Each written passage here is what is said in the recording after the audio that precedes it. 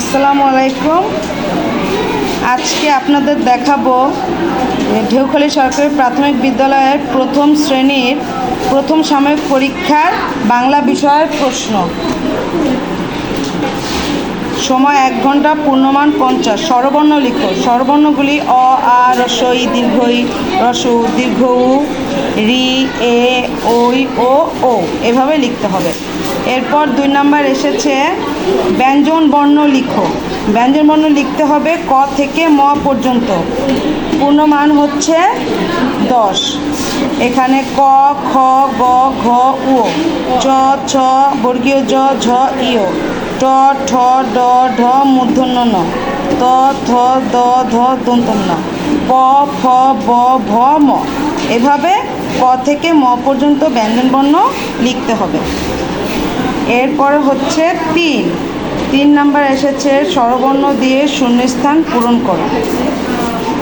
এখানে কিছু স্বরবর্ণ দেওয়া আছে এবং পরের স্বরবর্ণগুলি দেওয়া নাই। যেমন অর পরে কি হবে?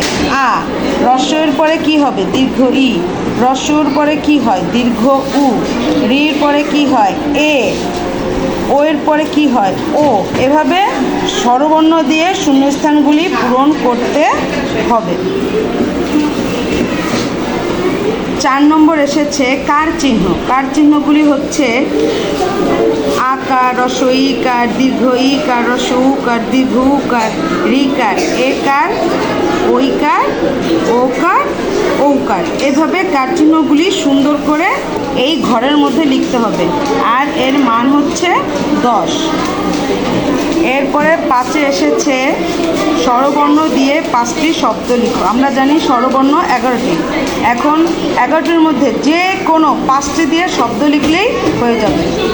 যেমন এখানে অ দিয়ে অজগর লেখা যায়, আ দিয়ে আম লেখা যায়, হ্রস্ব ই দিয়ে ইট লেখা যায়, দীর্ঘ ই দিয়ে ঈদ লেখা যায়, হ্রস্ব উ দিলে উট লেখা যায়, আবার রি দিয়ে ঋতু লেখা যায়, এ দিয়ে একতারা লেখা যায়, ওই দিয়ে ঐরাবত লেখা যায়। এইভাবে আমরা স্বরবর্ণ দিয়ে এই ঘরে 5টি শব্দ লিখব।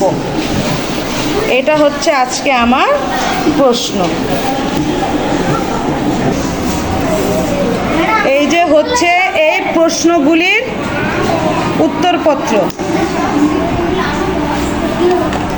এই যে হচ্ছে এর উত্তরগুলি।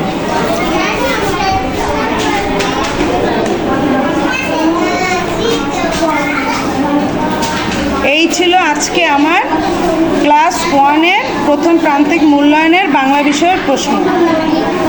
যাই হোক, সবাই ভালো থাকবেন, সুস্থ থাকবেন। আসসালামু আলাইকুম, আল্লাহ হাফেজ।